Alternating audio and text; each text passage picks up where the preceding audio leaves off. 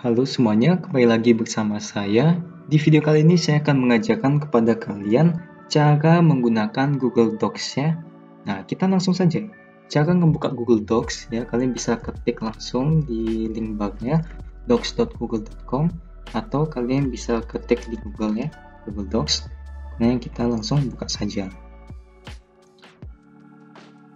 Nah, untuk tampilan awalnya di sini disediakan beberapa template ya. Jadi kalian bisa menggunakan yang kosong atau kalian bisa menggunakan template lain yang sudah disediakan. Kemudian di bawah sini ada dokumen terbaru.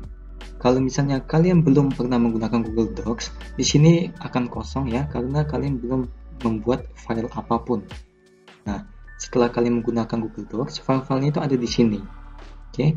Jadi kita langsung saja, misalnya saya pilih template yang kosong ya, yang tidak ada apa-apanya. Nah, kita bisa lihat di sini ya, tampilannya itu kurang lebih sama seperti Microsoft Word, tapi di sini terlihat lebih simpel saja seperti itu ya.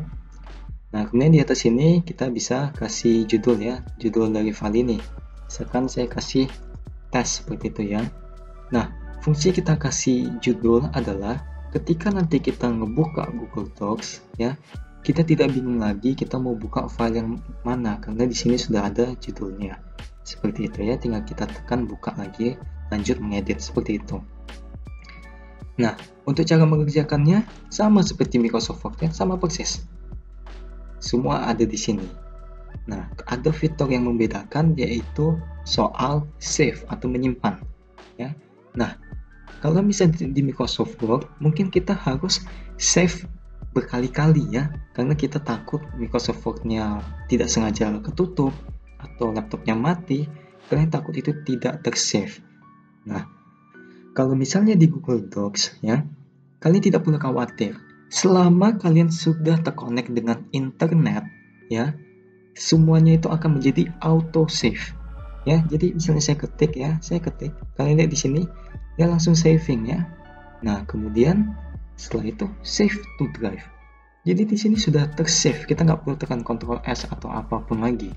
Jadi kalau misalnya tidak sengaja Google Chrome-nya ketutup, kalian ngebuka file ini lagi, ya bentuknya seperti ini.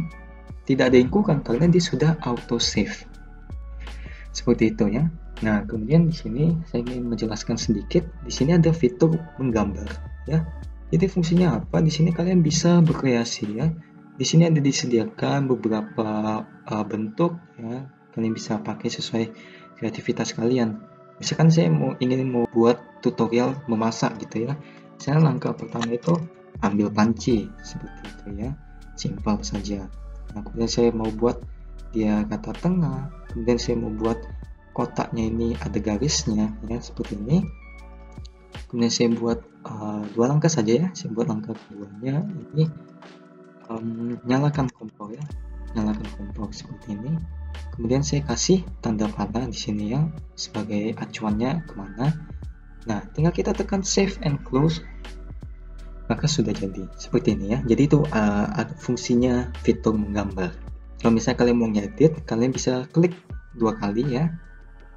Bisa seperti ini, kalian bisa lanjut ngedit lagi, atau kalian bisa tekan satu kali dan pilih edit di sini. Nah, kemudian fitur lain yang membuat Google Docs ini unggul adalah kemampuannya untuk kita bekerja sama dengan orang lain secara online. Khususnya di era seperti ini ya, semuanya online, tentu saja kita harus tahu gimana caranya menggunakan Google Docs, karena kita bekerja samanya ini secara online gitu ya. Nah, kita langsung aja caranya gimana, tekan di sini ya, ada share atau bagikan. Tinggal kita tekan, maka di sini ada dua pilihan gimana kita kasih akses atau kita memberikan file ini men-share dengan teman kita. Yang pertama adalah dengan mengetik emailnya sendiri ya, mengetik emailnya. Nah, misalkan saya ingin share ini kepada teman saya, tapi biar lebih gampang saya akan share ini kepada email saya yang lainnya. Ya, seperti ini. Di sini kalian bisa memberikan aksesnya sesuka kalian. Kalian bisa memberikan akses hanya untuk melihat, ya. Jadi dia nggak bisa ketik, nggak bisa ngapa-ngapain, dia cuma bisa lihat. Atau kalian bisa kasih komen. Jadi orang nanti bisa ngebuka, ngelihat, kemudian dia bisa komen. Komen ini kurang lebih seperti misalnya dia ngeblok suatu paragraf gitu ya, kemudian dia bilang kayaknya ini kurang jelas deh. Nah, seperti itu. Atau kalian bisa memberikan akses mengedit. Ya, jadi dia bisa melihat, bisa komen, bisa nulis, bisa hapus dan segala macamnya, bebas gitu ya. Nah, jadi kita kasih ini saja. Kemudian di sini kita bisa kasih message gitu, misalnya ini tugas sejarah, misalkan saja seperti itu ya.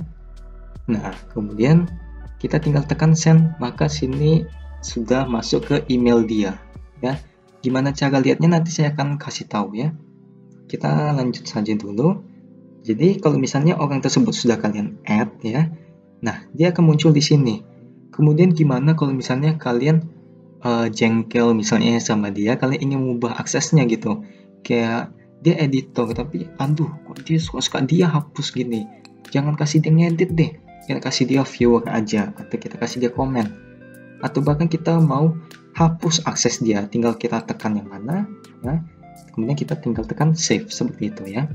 Nah, cara kedua untuk nge-share file ini adalah dengan memberikan link. Jadi pilihan yang pertama di sini ya, ada pilihan terbatas. Ya, artinya apa? Ketika kalian memberikan link ini, orang yang bisa ngebuka file ini hanyalah orang-orang yang sudah kalian add di sini. Jadi kalau misalnya kalian kasih ini ke seseorang, kemudian orang itu emailnya belum kalian add di sini, dia nggak bisa buka. Dia harus request akses lagi kepada kalian. Seperti itu. Nah, untuk pilihan kedua ada email kampus atau email perusahaan atau email sekolah seperti itu. Nah, artinya apa? Siapapun yang mendapatkan link ini bisa ngebuka asalkan dia menggunakan email kampus atau email sekolah yang sama dengan kalian. Seperti itu ya. Kemudian kalian bisa atur juga aksesnya, bisa hanya melihat, atau bisa komen, atau bisa mengedit seperti itu ya, sama seperti di awal. Kemudian pilihan ketiga adalah anyone with the link atau siapapun dengan link ini. Artinya siapapun yang membuka link ini bisa membuka file ini, siapapun ya, tidak terbatas oleh apapun. Kemudian sama, kalian bisa memberikan aksesnya melihat, komen, atau edit. Jadi tinggal kalian copy linknya, tinggal tekan selesai, kemudian kalian share kepada teman kalian, seperti itu ya. Nah, kita lanjut sekarang gimana caranya kita ngebuka file ini melalui email ya. Jadi misalkan tadi saya sudah share file ini ya, atau misalkan teman kalian share file kepada kalian. Gimana cara kalian ngebuka? Kalian tinggal buka email kalian ya. Nah, kalian dapat emailnya di sini, dokumen dibagikan. Tinggal kalian buka, di sini ada message-nya yang tadi ya, ini tugas sejarah. Tinggal kita tekan buka saja. Tunggu bentar, loading, kemudian sudah terbuka di sini ya. Nah, seperti itu. Nah, karena saya tadi memberikan akses mengedit, maka di sini saya bisa mengedit ya. Jadi saya bisa menulis, saya bisa hapus dan segala macamnya. Seperti itu. Nah, kemudian kita bisa lihat juga siapa sih yang lagi ngebuka dokumen ini ya. Di sini kalian bisa lihat nih. Di sini ada profile picture emailnya gitu ya. Nih, di sini juga ada kursornya seperti itu. Jadi email saya yang di sini bisa ngelihat kursornya yang satunya ya, yang ada di sini tadi. Nah, jadi kalau misalnya saya mengetik di sini ya, saya mengetik, dia otomatis di sini juga terlihatnya. Jadi ini online secara langsung, apa yang kita ketik, apa yang kita ubah juga bisa dilihat oleh orang lain. Nah, kemudian di sini kalian bisa lihat terakhir diedit beberapa detik lalu oleh siapa, seperti itu ya. Nah, kalian juga bisa tekan ini untuk membuka historinya. Jadi kalian bisa lihat tuh pada tanggal 18 Agustus jam sekian nih. Nah, bagian ini diketik oleh si ini, bagian ini diketik oleh si ini. Atau nanti misalnya ada yang menghapus gambar atau apa gitu, nanti juga ada di historinya. Kalian bisa cek historinya, maka akan terlihat siapa yang menghapus. Seperti itu ya. Untuk yang terakhir saya jelaskan bagaimana cara mendownload file ini ya.